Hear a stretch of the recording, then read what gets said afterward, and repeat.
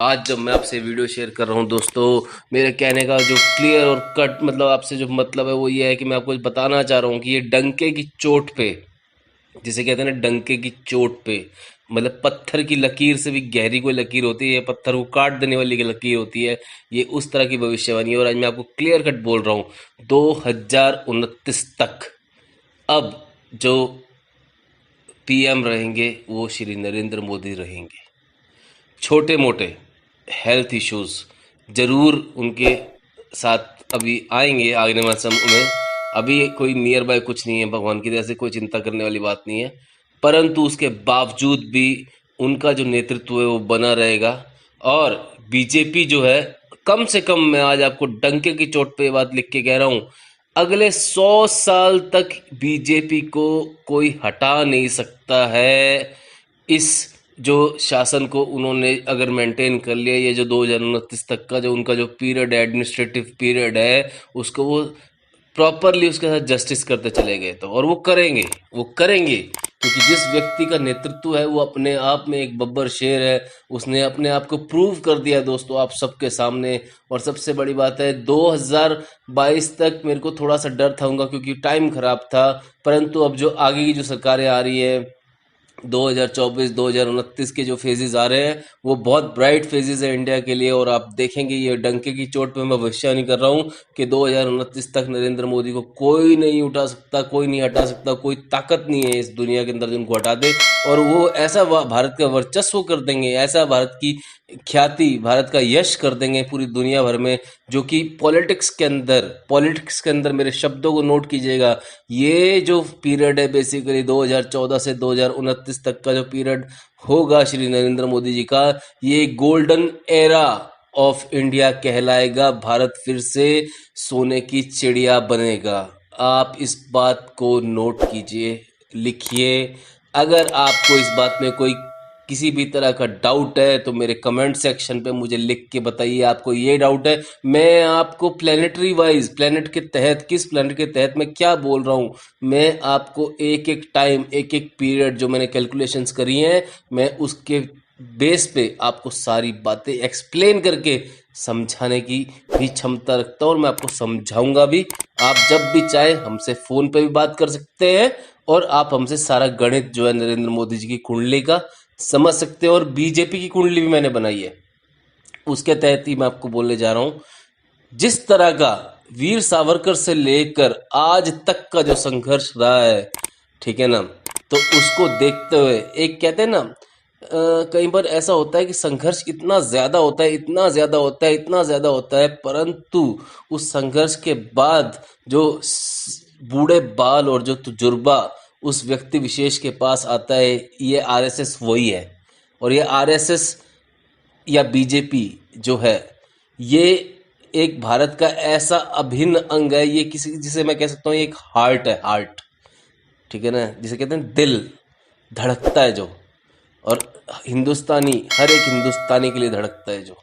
और मैं तारीफें नहीं कर रहा हूँ दोस्तों, मैं कोई खुद बीजेपी का मेंबर नहीं हूँ, मुझे कोई लेना देना नहीं है सच बीजेपी से।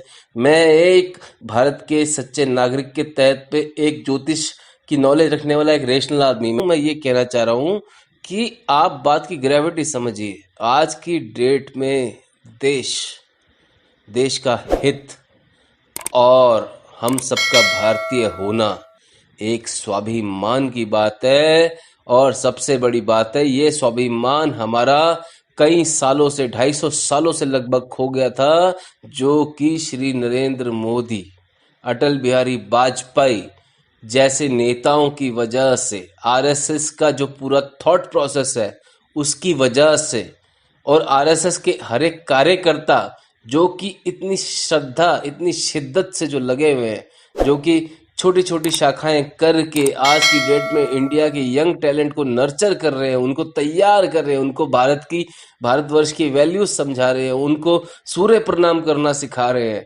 आज ये जो सब समय लौट कर आया भी है, जो नरेंद्र मोदी बोला करते थे, शुरू में लोग हंसा करते थे उनपे कि अच्छे दिन आएंगे, अच्छे दिन आएंगे, लोग पूछते थे कब आएंगे, कब आएंगे। देखिए आज की डेट में अच्छे दिन आ गए हैं।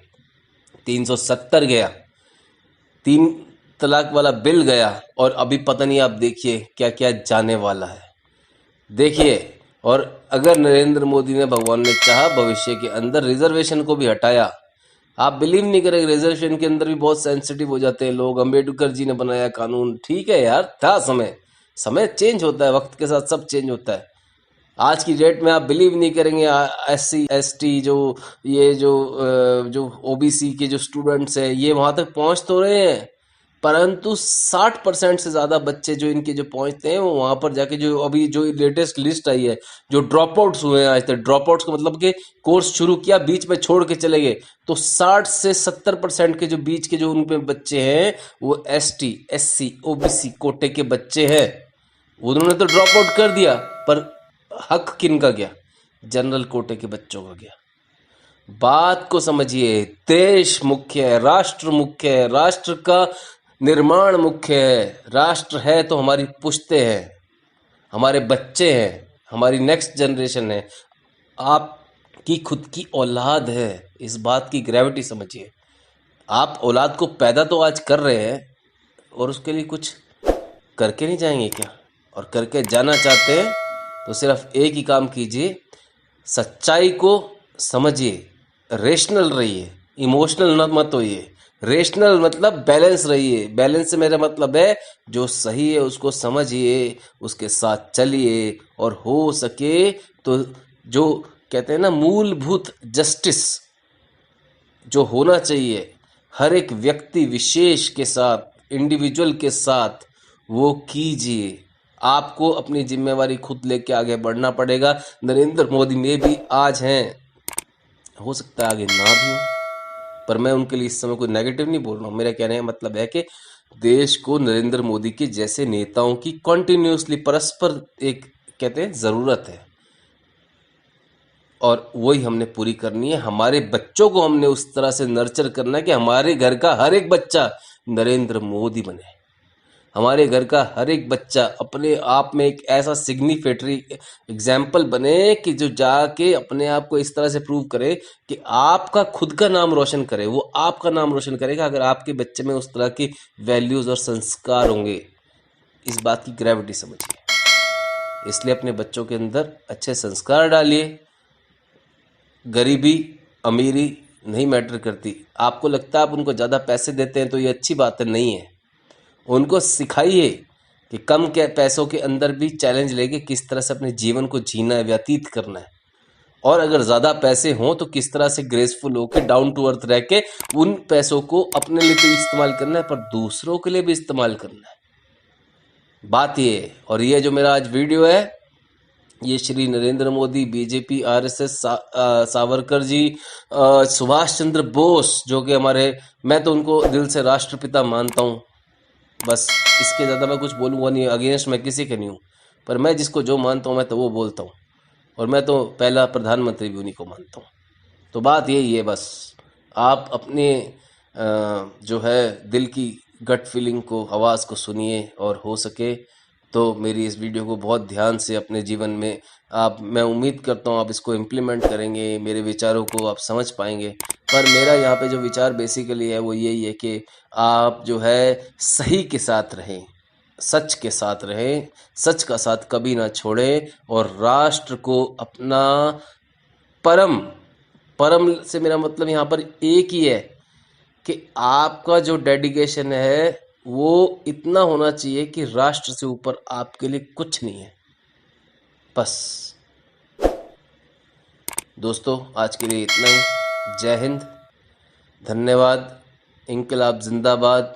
और मेरी भविष्यवाणी जो मैंने इस वीडियो में करी है, याद रखिएगा, 2029 और आगे 100 साल, ये नोट कर लीजिए, यही होगा। क्योंकि मुझे आप लोगों पे भी बहुत विश्वास है कि आप कहीं ना कहीं अपने बच्चों के अंदर अब जो संस्कार डालेंगे या उनको जो संस्कार देंगे, वो बच्चे कहते हैं हमारे देश का एक उज्जवल भविष्य बनेंगे, और वो आप ही के बच्चे होंगे। मेरी शुभकामनाएं आप सबके साथ है। बहुत बहुत धन्यवाद। वीडियो के साथ बने रहने के लिए बहुत बहुत धन्यवाद। अगर आपको वीडियो अच्छा लगा हो तो लाइक करें, शेयर करें, और चैनल को सब्सक्राइब करें। और अच्छा ना लगा हो तो इस वीडियो को तुरंत बंद कर दें या फिर इसको डिसलाइक करें। मैं आपके विचारों को बहुत सादर सम्मान देता हूं और उनको मैं मानता हूं कि वो जो मेरे लिए सर्वोपरि है। बहुत बहुत धन्यवाद दोस्तों।